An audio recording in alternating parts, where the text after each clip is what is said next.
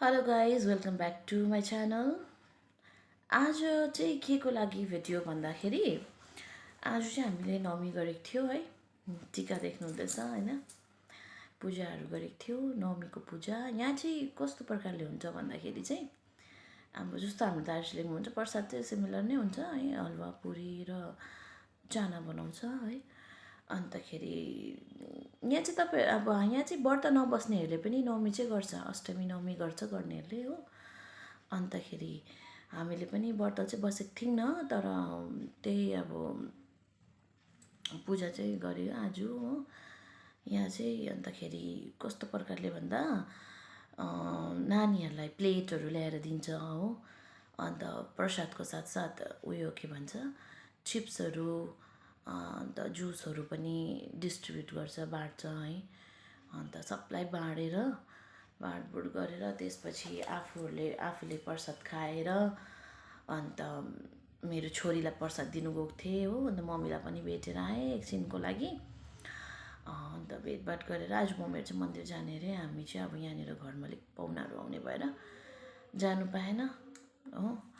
अन्त झन्डेवाला मन्दिर जाँदैछ मेरो सिस्टर मम्मीहरू चाहिँ।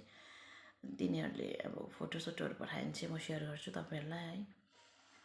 अन्त अब भोलिदेखिको आजदेखिकै अब हाम्रो त नौरथाहरू सकियो हो, लास्ट थियो आज नौरथा। अब भोलिदेखिको चाहिँ हुनसक्छ मेबी म कुकिङहरूको पनि तपाईँहरूसँग सेयर गरौँ है। अन्त प्लिज मेरो च्यानललाई सब्सक्राइब गरिदिनु होला, लाइक गरिदिनु होला, प्लिज सपोर्ट गरिदिनुहोस् होइन। अन्तखेरि अर्को कुरा चाहिँ के भन्दाखेरि तपाईँहरूले कमेन्ट गरेर मलाई भन्नुहोस् के को रेसिपी चाहिँ मैले सेयर गरेँ भने राम्रो होइन। अब कि त अब मैले यहाँ दिल्लीको रेसिपिजहरू तपाईँहरूसँग दार्जिलिङको मान्छेहरूसँग बेसिकली है सेयर गर्नु हो कि दार्जिलिङको रेसिपी बनाएर पो सेयर गर्नु यहाँनिर होइन। त्यो सब चिज होइन, अब बनाउनु त अब म दुइटै चिज बनाउँछु हो। अन्त तपाईँहरूले सपोर्ट गऱ्यो भने धेरै राम्रो हुन्थ्यो होला होइन अझै। अन्त प्लिज मलाई कमेन्ट चाहिँ गरेर भन्नुहोस् न होइन।